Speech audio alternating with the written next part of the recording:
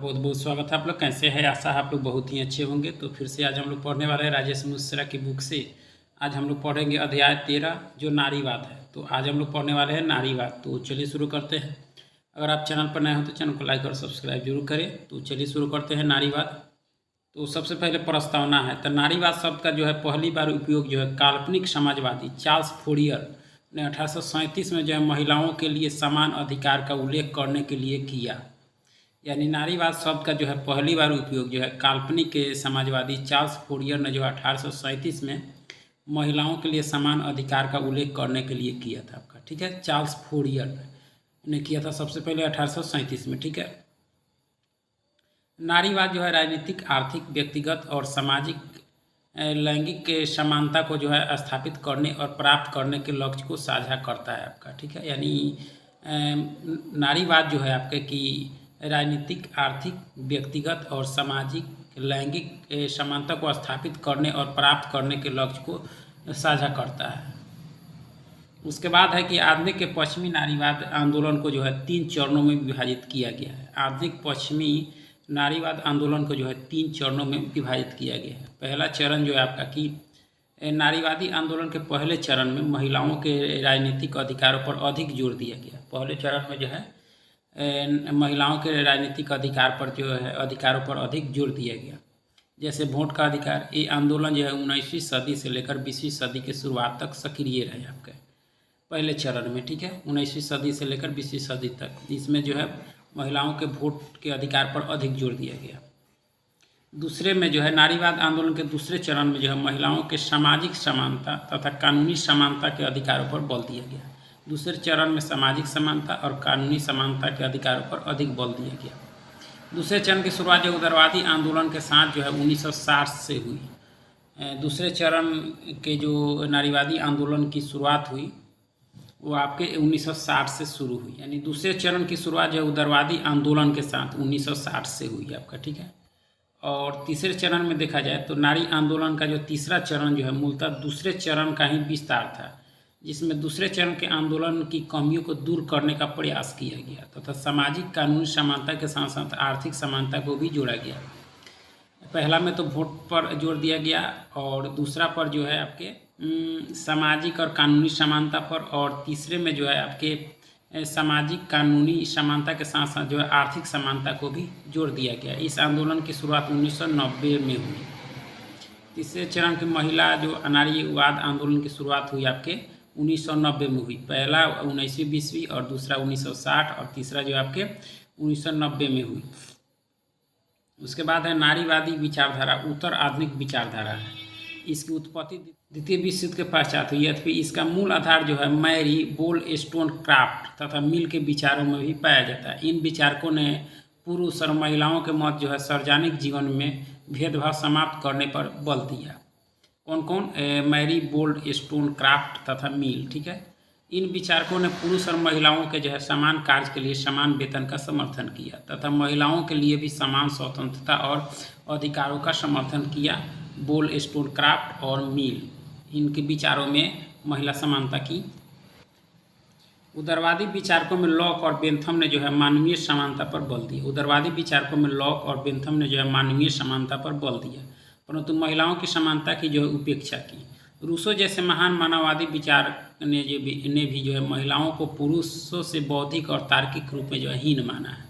Rousseau जैसे महान विचारक जो है मानववादी विचारक ने भी जो है महिलाओं को पुरुषों से बौद्धिक और तार्किक रूप में हीन माना है, इसलिए महिलाओं की जो है समान शिक्षा का समर्थन नहीं किया रूसो ने। ठीक है, उसके बाद आता है आपको उदारवादी नारीवाद। उदारवादी नारीवाद जो है आपका कि उदारवादी नारीवादी आंदोलन का पहला चरण माना जाता है। उदारवादी नारीवाद जो है नारीवादी आंदोलन का पहला चरण माना जाता है। इसकी पहली महत्वपूर्ण प्रवक्ता जो है मैरी वोllस्टोनक्राफ्ट थी आपकी। ठीक है, उन्होंने अपनी रचना जो है vindication of the rights of women में जो है महिलाओं के लिए समान अधिकारों एवं विशेषाधिकारों का समर्थन किया आपका। किसने? वोllस्टोनक्राफ्ट ने। ठीक है, जो पुरुषों को प्राप्त है, क्योंकि महिलाएं भी जो है मूलतः मानव है, वोllस्टोनक्राफ्ट का मानना है। ठीक है, वोलस्टोन क्राफ्ट के अनुसार जो है राजनीतिक जीवन और सामाजिक जीवन में जो है लैंगिक भेदभाव समाप्त किया जा सकता है यदि महिलाओं को शिक्षा और अवसर एक विवेकशील प्राणी होने के नाते प्राप्त हो। ठीक है, तो यानी जो है राजनीतिक जीवन और राजनीतिक सामाजिक जीवन में लैंगिक भेदभाव समाप्त किया जा सकता है, वोलस्टोन क्राफ्ट का मानना है। ठीक है, उसके बाद जो है जॉन स्टुअर्ट मिल एवं हैरियट टेलर मिल ने जो है एक ऐसे समाज के निर्माण का प्रस्ताव रखा जो तार्किक होगा, जिसमें जन्म के आधार पर लैंगिक भेदभाव स्वाभाविक रूप में जो है समाप्त हो जाएंगे आपके। जॉन स्टुअर्ट मिल और हैरियट टेलर का जो एक समाज होगा उसमें क्या होगा, जिसमें जो है जन्म के आधार पर लैंगिक भेदभाव स्वाभाविक रूप में जो है समाप्त हो जाएगा आपका। ठीक है, इसलिए महिलाओं को मताधिकार का जो है अधिकार एवं पुरुषों के समान ही अधिकार प्राप्त किए जाने चाहिए। द्वितीय विश्व युद्ध के पश्चात भी अमेरिकी विचारकों में जो है विशेषकर बेटी फ्रीडन ने अपनी रचना द फेमिनाइन मिस्टिक में जो है उस सांस्कृतिक मिथ्या को दूर करने का प्रयास किया, जिसमें यह माना जाता था कि घरेलू जीवन में जो है महिलाओं की सुरक्षा और पूर्णता की प्राप्ति होती है। इसी मान्यता के कारण जो है रोजगार जो है राजनीति सार्वजनिक जीवन में महिलाओं के प्रवेश को जो है हतोत्साहित किया जाता है आपका। ठीक है, उनके अनुसार जो है महिलाओं के समक्ष सबसे बड़ी समस्या जो है अनाम की समस्या है। महिलाओं में जो है घरेलू कार्यों के कारण जो है निराशा और अप्रसन्नता उत्पन्न होती है, क्योंकि वे जो है सार्वजनिक जीवन में अपने व्यक्तित्व का विकास करने से जो है वंचित हो जाती है। ठीक है, उदारवादी नारीवाद के मूल दार्शनिक मान्यता जो है व्यक्तिवादी आधार पर निर्मित है। उदारवादी नारीवाद में जो है इसकी मूल दार्शनिक मान्यता है व्यक्तिवादी आधार पर निर्मित है, जिसके अनुसार जो है सभी व्यक्तियों को समान नैतिक महत्व है, इसलिए उनके साथ जो है समान व्यवहार होना चाहिए। अतः लिंग, प्रजाति और धर्म के आधार पर जो है भेदभाव निषिद्ध होना चाहिए। तार्किक रूप में व्यक्ति का महत्व उसकी जो है प्रतिभा, गुण और चरित्र के आधार पर होना चाहिए। इसलिए जो है उदारवादियों ने सभी के लिए जो है समान अधिकारों का समर्थन किया। किसी भी रूप में जो है महिलाओं के साथ भेदभाव नहीं किया जाना चाहिए उदारवादी नारीवाद में। ठीक है, इसलिए जे.एस. मिल ने जो है महिलाओं के लिए जो समान नागरिकता और समान राजनीतिक अधिकारों का जो है आपके समर्थन किया है आपका जी। अतः उदारवादी नारीवाद जो मूलतः सुधारवादी है। उदारवादी नारीवाद जो मूलतः क्या है, सुधारवादी है। इसलिए जो यह मूल रूप में जो पुरुष और महिलाओं के मध्य जो है समानता के समर्थक है, न कि पितृसत्तात्मक समाज की सत्ता को जो है परिवर्तित करना चाहते हैं। इसलिए इनके अनुसार जो है निजी एवं सार्वजनिक जीवन के मध्य का भेद बना रहेगा। व्यवहारिक उदाहरणों में देखने से यह प्रतीत होता है कि पश्चिमी देशों में महिलाओं को जो है तलाक के अधिकार, गर्भपात एवं समान वेतन के अधिकार प्राप्त हो चुके हैं। यह उल्लेखनीय बिंदु है कि समकालीन लोकतांत्रिक युग में महिलाओं को राजनीतिक अधिकार पहले ही प्राप्त हो चुके हैं, उदारवादी नारीवाद मानता है। ठीक है, उदारवादी नारीवादी महिलाओं और पुरुषों के मध्य जो है प्राकृतिक एवं प्रवृत्ति में जो है भेद मानते हैं। उनके अनुसार जो महिलाओं का झुकाव परिवार एवं घरेलू जीवन के प्रति स्वाभाविक होता है। अतः फ्रीडन ने जो है महिलाओं के लिए घर एवं परिवार को जो है केंद्रीय रूप में महत्वपूर्ण माना है, लेकिन आमूल नारीवादियों ने इस मान्यता को जो है अस्वीकृत कर दिया है। लेकिन यह उल्लेखनीय है कि बेटी जो है फ्रीडन ने पुरुष और महिलाओं के मध्य सार्वजनिक जीवन में सदैव समानता का समर्थन किया है फ्रीडन ने। ठीक है, उदारवादी नारीवादियों के विचार में जो है एक बड़ी त्रुटि है, जिसकी ओर जो है आमूलवादी नारीवादियों ने जो है ध्यान दिलाया है, क्योंकि आमूल नारीवादियों के अनुसार जो है महिलाओं को व्यक्ति के रूप में नहीं अपितु उसका लैंगिक रूप में शोषण हुआ है। इसलिए प्रश्न यह नहीं है कि महिलाएं पुरुषों के अधीन है, बल्कि लैंगिक आधार पर जो है महिलाओं के साथ साथ भेद किया गया है। दूसरी ओर जो है आमूलवादी नारीवादियों के अनुसार जो है उदारवादियों ने जो है मानवीय आधार पर महिलाओं की समस्याओं को जो है हल करने का प्रयास किया है, लेकिन जब तक महिलाओं में जो है एक सामूहिक पहचान और एकता निर्मित नहीं होगी तब तक लैंगिक समानता प्राप्त नहीं हो सकती। इसलिए जो है आमूल नारीवादी जो है भगनी समाज की संकल्पना देते हैं। उदारवादियों ने जो है लैंगिक विभाजन को दूर करते हुए पुरुष और महिलाओं के मध्य संमानता का समर्थन किया है, जबकि आमूल नारीवादी महिला की एक पृथक पहचान और एक पृथक अस्तित्व के लिए संघर्षरत है।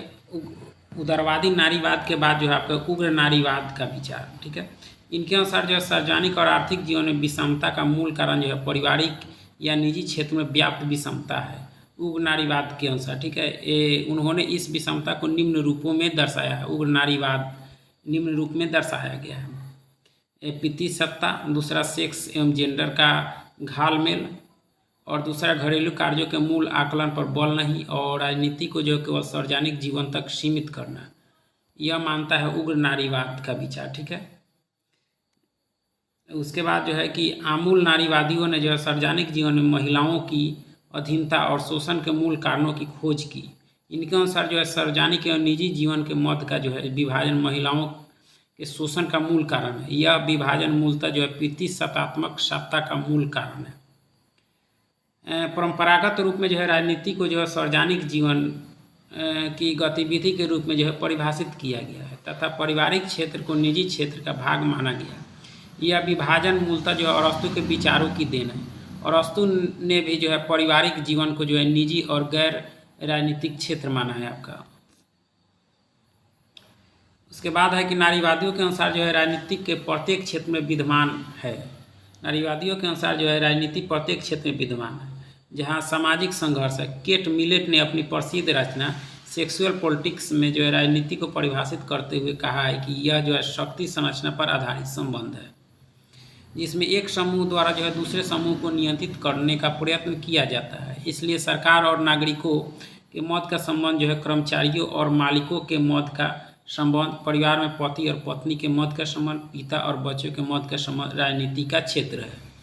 इसलिए साइमन द बुआ का प्रसिद्ध कथन है कि जो व्यक्तिगत है वह राजनीतिक है। साइमन द बुआ का स्टेटमेंट है कि जो व्यक्तिगत है वह राजनीतिक है आपका, ठीक है। नारीवादियों के अनुसार जो है परिवार में महिलाओं का शोषण होता है, इसलिए इन्होंने जो है राजनीति को प्रतिदिन की राजनीति कहा है। अतः घर में कार्य का विभाजन, घरेलू दायित्वों का निर्वहन भी राजनीतिक है। इनके अनुसार जो है निजी जीवन का सारा दायित्व महिलाओं पर छोड़ दिया गया है। निजी जीवन का उत्तरदायित्व राज्य या अन्य सार्वजनिक जो है संस्थाओं को सौंपे जाने चाहिए। बच्चों के पालन पोषण का दायित्व जो है नर्सरी या क्रेच द्वारा किया जाना चाहिए। किसके? उग्र नारीवादी विचार के अनुसार।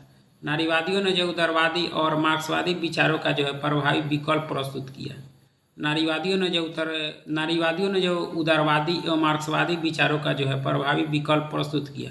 इन्होंने जो महिलाओं के लिए एक विशिष्ट और वैकल्पिक दृष्टिकोण का निर्माण किया। नारीवादियों ने वर्तमान राज्य का विश्लेषण करते हुए कहा कि ये राज्य एक तटस्थ संस्था नहीं, क्योंकि राज्य के द्वारा जो महिलाओं के साथ जो है भेदभाव किया जाता है। पुरुष और महिलाओं की पहचान अलग अलग रूपों में निर्मित होती है और महिलाओं के ऊपर जो है राज्यों की शक्ति और प्रभुत्व का जो है अनेक रूपों में प्रयोग किया जाता है। अनेक देशों के जो है राष्ट्रीय जीवन में महिलाओं को माँ की संज्ञा दी गई है। इन्हें देश की सांस्कृतिक धरोहर का जो है संवाहक माना गया है, क्योंकि ये बच्चों को जन्म देती है, इनका पालन पोषण करती है और भविष्य की पीढ़ी को तैयार करती है आपका, ठीक है। कैरोल पेटमैन ने तो यहाँ तक कहा है कि पितृसत्ता के अधीन रहते हुए महिलाएं जो है स्वतंत्र नहीं हो सकती, पेटमैन के अनुसार। इसलिए इन्होंने जो है राज्य के निर्माण के सामाजिक समझौते के सिद्धांत का खंडन किया है। इनके अनुसार जो है महिलाओं अभी भी प्राकृतिक अवस्था में रह रही है। महिलाओं के लिए जो है चयन की स्वतंत्रता निरर्थक है, पेटमैन मानते हैं, ठीक है। पेटमैन के अनुसार क्योंकि उन्हें जो है अपने शरीर पर ही स्वतंत्रता प्राप्त नहीं है, इसलिए कैरोल पेटमैन ने जो है कल्याणकारी राज्य को जो है पितृसत्ता राज्य कहा है आपका, ठीक है। नारीवादियों के अनुसार जो है महिलाओं की स्वतंत्रता का अभिप्राय निम्नलिखित है: बच्चे पैदा करने की स्वतंत्रता, विवाह की स्वतंत्रता, गर्भपात का अधिकार, घरेलू हिंसा से मुक्ति, ठीक है। उपरोक्त स्वतंत्रता मिलने के पश्चात ही महिलाओं के लिए जो है नागरिक और आर्थिक स्वतंत्रता का महत्व होगा। नारीवादियों ने जो है जॉन रॉल्स के न्याय सिद्धांत का जोरदार खंडन किया, क्योंकि नारीवादियों के अनुसार जो है रॉल्स ने जो है पितृसत्ता को स्वाभाविक माना। न्याय तार्किक व्यक्तियों के समझौते का परिणाम नहीं है, क्योंकि महिलाएं जो है पितृसत्ता के अधीन है। नारीवादियों ने जो है जॉन रॉल्स के न्याय का जो है खंडन किया है। ओकिन के अनुसार जो है रॉल्स ने परिवार को जो है नागरिकता की, ओकिन के अनुसार जो है रॉल्स ने जो है परिवार को नागरिकता की पाठशाला और नागरिकों को जो है सामाजिक के बनाने का मूल स्थान माना है, लेकिन उन्होंने परिवार में लैंगिक न्याय को अनदेखा कर दिया है और परिवार को जो है न्यायपूर्ण मान लिया है तथा न्याय की मान्यता को जो है सार्वभौमिक और निष्पक्ष भी कहा गया, जबकि नारीवादियों ने जो है सार्वभौमिकता और समानता के बजाय जो है विभेद पर बल दिया है। इनके अनुसार जो है समाज में निकटता, देखभाल और सहानुभूति जैसे नारीवादी मूल्यों को जो स्थापित करना ही न्याय है।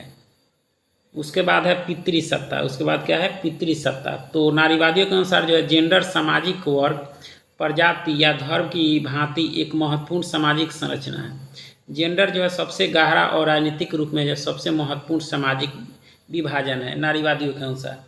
अतः नारीवादियों की विचारधारा जो है सेक्सुअल पॉलिटिक्स पर आधारित है। इनके लिए जो है सेक्स के आधार पर ठीक उसी प्रकार के शोषण होते हैं जैसे शोषण प्रजातीय आधारों पर होते हैं। पूरे समाज का आधार इस लैंगिक विषमता और लैंगिक शोषण पर निर्मित है। अतः पितृसत्ता का अभिप्राय जो है पुरुष और महिलाओं के मध्य जो है शक्ति संबंध से है। पितृसत्ता का समान अर्थ जो है आपका कि पिता का शासन है, जिसका जो है संकीर्ण रूप में परिवार में पति पिता की सर्वश्रेष्ठ शक्ति के रूप में देखा जाता है तथा महिलाएं और बच्चे उनके जो है अधीन होते हैं। जबकि पितृसत्ता का व्यापक अर्थ जो है पुरुष की सर्वोच्चता और पुरुष के प्रभुत्व का घोतक है, जो समाज में व्यापक रूप में पाया जाता है। आपका नारीवादियों के अनुसार जो है परिवार में पिता की प्रधानता और अन्य सभी संगठनों में पुरुष प्रधानता जो है स्थापित करती है। उदाहरण शिक्षा के क्षेत्र में, कार्य के क्षेत्र में और राजनीति के क्षेत्र में पुरुषों की प्रधानता है। अतः पितृसत्ता का अर्थ परिवार और बाह्य जीवन में पुरुषों के शासन से है। आपका ठीक है। प्रसिद्ध नारीवादी विचारक जो है कैट मिलेट के अनुसार जो है पितृसत्तात्मक सरकार एक ऐसी संस्थात्मक व्यवस्था है जिससे जो आधी महिलाओं की जनसंख्या पर आधे पुरुषों का नियंत्रण है। अतः पितृसत्ता का स्वरूप ही जो है सोपानिक है। आपका कैट मिलेट मानते हैं। नारीवादी विचारकों के अनुसार जो है सभी प्रकार के समाजों, सभी प्रकार की संस्कृतियों में और विभिन्न प्रकार के कालक्रम में कम या अधिक जो है महिलाओं का यह शोषण देखा जा सकता है। नारीवादी आंदोलन की महत्वपूर्ण उपलब्धियां जो है पश्चिमी देशों में मतदान के अधिकार, शिक्षा तक पहुंच, विवाह और तलाक के नियमों में जो है परिवर्तन एवं गर्भपात को जो है वैधानिक बनाना है। लेकिन विकासशील देशों में अभी भी जो है महिलाओं को यह अधिकार प्राप्त नहीं है। पितृसत्ता का ही जो है उदाहरण है कि आज तक महिलाओं के घरेलू कार्यों का मूल्यांकन नहीं हो सका, जबकि महिला द्वारा किए गए घरेलू कार्य बाह्य जीवन में किए गए कार्यों से किसी भी रूप में जो है कम महत्वपूर्ण नहीं होते हैं। आपका ठीक है। उसके बाद है लिंग और जेंडर। नारी विरोधी तर्कों और परंपरावादियों के अनुसार जो है समाज में लैंगिक विभाजन प्राकृतिक है तथा महिलाएं एवं पुरुष अपने उन सामाजिक दायित्वों का निर्वहन कर रहे हैं जो कि प्राकृतिक प्रदत्त है। महिलाओं की शारीरिक बनावट भी जो है समाज में घरेलू कार्यों के लिए ही उपयोगी है। अतः संक्षेप में महिलाओं की अधीनता के पीछे जो है जैविक तर्क दिए जाते हैं, लेकिन ये सभी तर्क जो है निरर्थक है, क्योंकि जैविक तर्कों के आधार पर जो है सामाजिक विषमता का औचित्य सिद्ध नहीं किया जा सकता। लेकिन लिंग और जेंडर में जो है घालमेल के कारण महिलाओं को जो है प्राकृतिक रूप में माँ और पत्नी की भूमिका प्रदान कर दी गई है। उदाहरण के लिए जो है बच्चों का पालन पोषण करना सांस्कृतिक है, जैविक नहीं। मातृत्व की क्षमता जैविक है, लेकिन महिलाओं की भूमिका घर तक सीमित करना जो है सांस्कृतिक है, जो कि पितृसत्ता के प्रभाव के कारण है। आपका एक आमूल नारीवादी विचारक ने तो यहाँ तक कहा है कि घर जो है महिलाओं के लिए आरामदायक जो है प्रताड़ना शिविर है। मैरी डेवी ने तो यहाँ तक कहा है कि हम लोग एक महिला विरोधी समाज में रह रहे हैं जिसमें पुरुष सामूहिक रूप में महिलाओं का शोषण करते हैं। मैकिनोन के अनुसार जो है पुरुषों का प्रभुत्व महिलाओं पर घर में, बिस्तर पर, रोजगार में, सड़क पर और पूरे जीवन पर ही है। यह मानते हैं कौन? मैकिनोन। ठीक है। नारीवादियों के अनुसार जो है घरेलू दायित्व का विभाजन परिवार में विषम होता है तथा दायित्व जो है सर्वाधिक महिलाओं पर है, नारीवादी मानता है। ठीक है, नारीवादियों के अनुसार जो है जेंडर एक सांस्कृतिक संकल्पना है जिसमें समाज द्वारा जो महिला और पुरुष के लिए जो है अलग अलग भूमिकाएं निर्धारित कर दी जाती है। इसलिए जो है साइमन द बुआ का मानना है कि महिला पैदा नहीं होती बल्कि बनाई जाती है, क्योंकि सामाजिक विषमता और जैविक विषमताओं से जोड़ दिया जाता है, जबकि जेंडर पर आधारित विभेद समाज या राज्य द्वारा जो है निर्मित है। संपत्ति के उत्तराधिकार में भी महिलाओं को जो है समान अधिकार प्राप्त नहीं है।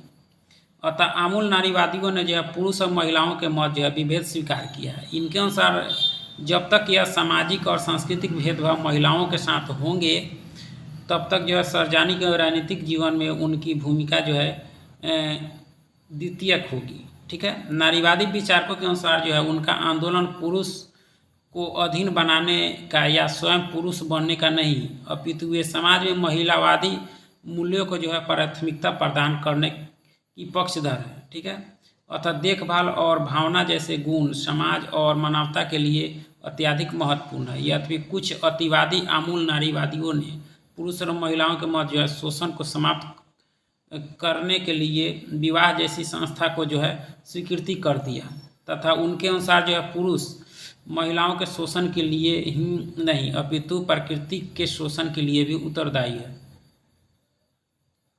निजी और सार्वजनिक जीवन में भेद।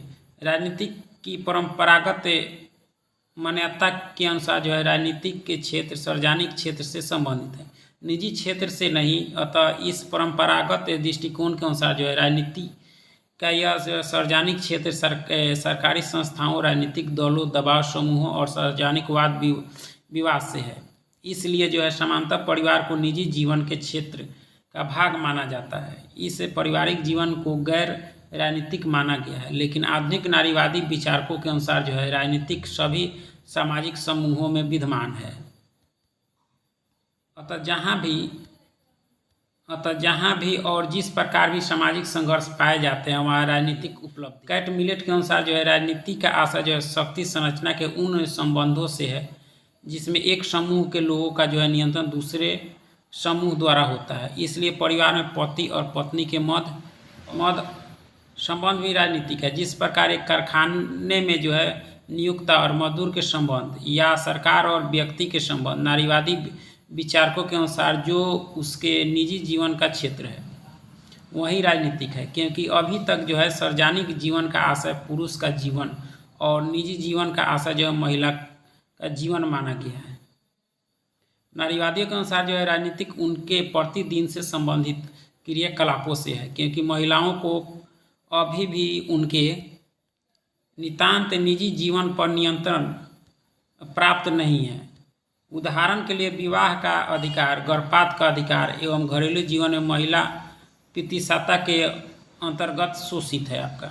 ठीक है, श्रम के लैंगिक विभाजन को समाज में राजनीतिक के बजाय जो प्राकृतिक मान लिया गया। इसलिए राजनीतिक, कला और साहित्य जैसे क्षेत्र में पुरुषों का प्रभाव हुआ और महिलाओं को जो है सार्वजनिक क्षेत्र में से जो है वंचित कर घरेलू क्षेत्र तक सीमित कर दिया गया। अतः नारीवादियों के अनुसार जो है महिलाएं अभी भी जो है प्राकृतिक अवस्था में है, ऐसा कैरोल पेटमैन का मानना है। अतः अधिकार, स्वतंत्रता और न्याय जैसी संकल्पनाओं का महिलाओं के लिए कोई महत्व नहीं है तथा कल्याणकारी राज मूलतः जो है पितृसत्तात्मक राज है। उसके बाद है समाजवादी नारीवाद। 20वीं सदी के मध्य से जो है समाजवादी नारीवादी विचारधारा प्रभावी हुई तथा उदारवादी विचारधारा के विपरीत समाजवादी नारीवादियों ने महिलाओं को केवल राजनीतिक और वैधानिक रूप में ही समानता देने का समर्थन नहीं किया गया, अपितु लिंग के मध्य असमान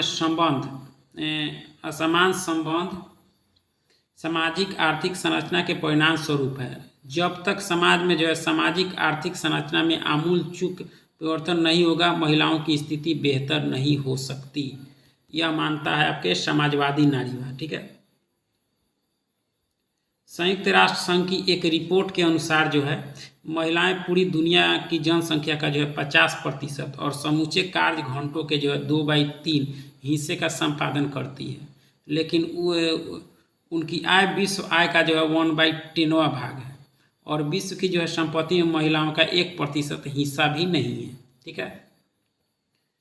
अतः समाजवादी नारीवाद के अनुसार जो है प्रतिशतात्मक सत्ता को बेहतर रूप में जो है सामाजिक आर्थिक कारकों के माध्यम से देखा जा सकता है।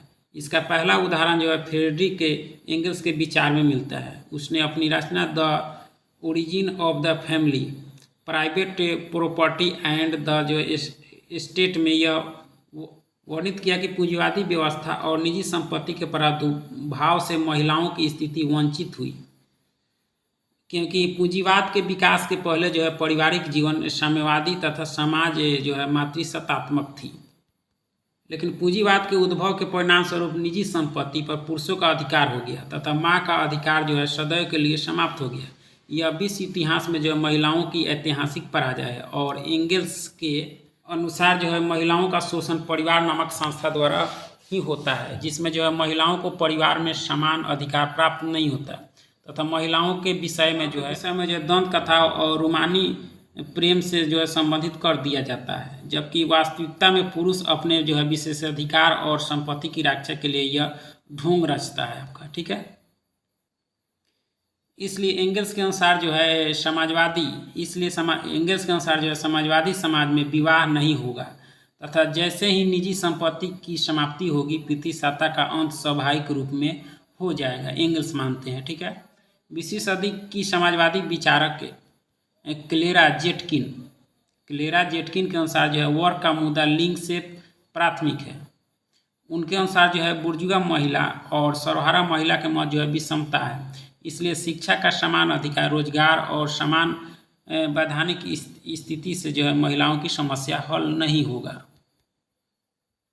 कुछ समाजवादी जो है महिलावादियों के अनुसार जो है महिला को जो है घरेलू कार्यों में सीमित कर देना और महिला का संबंध जो है मातृत्व से जोड़ना पूंजीवाद के आर्थिक हित में है, क्योंकि महिलाएं एक प्रकार से श्रम की जो है सुरक्षित भंडार है तथा उनको जो है काम में लगाया जा सकता है जब उत्पादन को जो बढ़ाने की आवश्यकता हो, लेकिन जब आर्थिक मंदी का चरण हो तब जो है उन्हें घरों में वापस भेजा जा सकता है। इससे भी बढ़कर महिलाओं की भूमिका अस्थायी जो है कर्मियों के रूप में होती है, जिन्हें जो है कम वेतन प्राप्त होता है एवं जो है जिनके रोजगार भी बेहतर नहीं है। इसी के साथ महिलाओं के जो है घरेलू श्रम के कारण ही जो है अर्थव्यवस्था कुशल एवं प्रभावी होती है तथा महिलाएं बच्चों के पालन पोषण के द्वारा अगली पीढ़ी के लिए जो है श्रमिक तैयार करती है और उत्पादन बनाए रखने की जो है गारंटी प्रदान करती है। महिलाओं से यह भी जो है अपेक्षा रखी जाती है कि वे एक आज्ञाकारी एवं अनुशासित श्रमिक का निर्माण करें। महिलाओं के घरेलू कार्यों के कारण ही पुरुषों को जो है घरेलू कार्य और बच्चों के पालन पोषण के कार्य से जो है मुक्ति मिलती है, लेकिन पुरुष का कार्य जो है उत्पादक माना जाता है, जबकि महिला के घरेलू श्रम का कोई मूल्य नहीं होता है तथा परंपरागत परिवार में एक व्यक्ति इसलिए बेहतर रोजगार पा जाता है कि जो है उसके पीछे महिला एवं बच्चों का जो है समर्थन प्राप्त होता है। महिलाएं ही जो है श्रमिकों की निराशा और अलगाव को भी दूर करती है। समाजवादी नारीवादियों के अनुसार जो है घरेलू कार्यों के महत्व और मूल न होने के कारण ही महिलाओं की जो है समाज में दुर्बल स्थिति है तथा वित्तीय रूप में जो है अपने पति पर निर्भर है, पतियों पर जो है निर्भर है, इसलिए जो है आर्थिक विषमता स्वाभाविक रूप में जो है उत्पन्न होती है। अतः कोष्टा के अनुसार जो है महिलाओं के घरेलू श्रम का मूल्यांकन अभी तक जो है किया ही नहीं गया, इसलिए जो है जब तक महिलाओं को जो है सामाजिक आर्थिक अवसर प्रदान नहीं किए जाएंगे तब तक महिलाओं का जो उत्थान नहीं हो सकता। इसलिए महिला के मुद्दे को जो है सामाजिक एवं आर्थिक जीवन से अलग नहीं किया जा सकता। अतः समाजवादियों के अनुसार जो है वर्गीय शोषण ज़्यादा गहरा एवं प्रभावकारी है, न कि लैंगिक शोषण। इसका जो है तार्किक अभिप्राय है कि महिलाओं का शोषण जो है पुरुषों के द्वारा नहीं अपितु पूंजीवादी व्यवस्था के कारण है। अतः समाजवादी क्रांति के पश्चात महिलाओं की मुक्ति स्वाभाविक रूप में हो जाएगी। उसके बाद है कि समाजवादी नारीवाद का आलोचना। तो आधुनिक समाजवादी नारीवादी वर्गीय राजनीति को जो है लैंगिक राजनीति से जो है प्राथमिकता प्रदान करते हैं। इन नारीवादियों के अनुसार जो है समाजवाद स्वाभाविक रूप में पितृसत्तात्मक व्यवस्था के अंत का कारण होगा। ऐसा व्यवहारिक प्रतीत नहीं होता है, क्योंकि सोवियत संघ जैसी समाजवादी व्यवस्थाएं महिलाओं के उत्थान पर जो है तुलनात्मक रूप में उतना बल प्रदान नहीं किया गया। इसलिए नारी मुक्ति का मुद्दा जो है ज़्यादा व्यापक और ज़्यादा गहरा है। केवल पूंजीवादी व्यवस्था के समाप्त होने से लैंगिक उत्थान को मान लेना पूर्णतः जो है सब प्रतीत नहीं होता आपका, ठीक है।